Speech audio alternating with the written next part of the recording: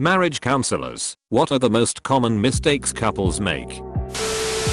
I went to 5 sessions with my wife during a tough period. The best things we learned from that is 1.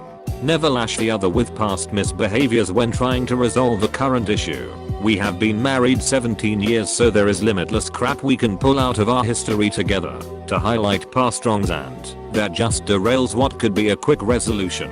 When one half says I'm not happy about X, do not respond with okay, but I'm unhappy with Y, fix X, get settled. Then bring up Y if you still need to. Not listening. Most people listen to respond and don't listen to hear. This is what I spend the most time teaching couples how to do. Divorce lawyer here. Talk about money. Talk about sex. If you're marrying someone with a S***TTY credit score, you should know how and why they ended up with it, lest you find yourself in their shoes very quickly. A credit score can cost thousands and take years to rebuild. Know if they have any tax liens or liability. Are they paying child support? And do they have any kind of garnishment? Who is going to be responsible for managing the finances? How many credit cards does the other person have, and what are their balances? I've seen money kill a lot of marriages. Another one a lot of people don't think of is actually talking about sex, not just having it. Do you enjoy the sex you have? Would you like to have more of it? Less? Would you like to see it change? Do you or the other person have any weird kinks? Just have the talk. Different sexual wavelengths can be difficult to reconcile. As soon as couple stops being on the same team, fighting all the BULLS***T of life together, things fall apart. Get on the same team. Get behind each other's goals. If you're not on the same team, you're just going to wind up annoying the F***K out of each other. Or that BULLS***T of life is going to be beating you down, and your life partner is just going to be part of it instead of a refuge. When your significant other brings something to your attention that they need/want, don't react harshly if it's something they've refused to bring up sooner. Getting loud or defensive, why didn't you bring this up sooner, will make them shy away from bringing things up again due to negative reinforcement/backlash. This is especially true if they've been victims of any kind of abusive relationships. Source: literally killed my marriage because I was an idiot and didn't respond in an open, non-positive way.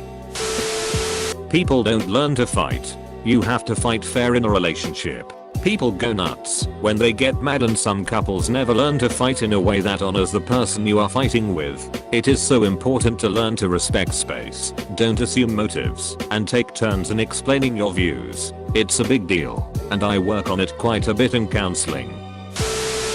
Getting married because they wanted a wedding, not because they wanted to be married.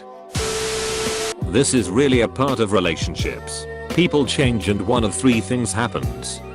1. You change in the same direction. 2. You change in different directions and find a new arrangement for the relationship and new personalities. 3.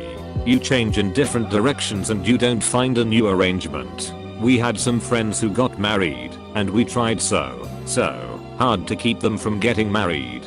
He was immature, and she was incredibly immature. She had been engaged 3 times. Each time she was dating the next person within a month of the engagement falling through. In one case it fell through less than a month before the wedding, and she was dating the new guy within a week. This is actually the 2 friends that ended up getting married. They constantly fought. I mean, constantly. I've been present when he's taking off his ring and asked if she wanted it back. Last I saw of them, they were still fighting constantly, and I'm convinced the only reason they're still married is because they are religious and don't want to be seen in a divorce, or don't realize how miserable they are. I don't know if they will ever mature, but knowing each one, I know that they will do so in very different directions. This is why people who have not matured should not get married. Not a marriage counselor, but going to a marriage counselor believing that it's like a judge and he will tell them what's right and what's wrong.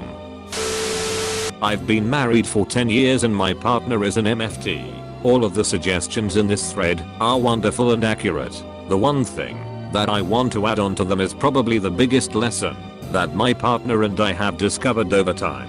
People change*. Asterisk YOU asterisk will change. Asterisk THEY asterisk will change. It is nigh impossible to have the same relationship 2 years in that you did at the start. Don't try to hold on to it.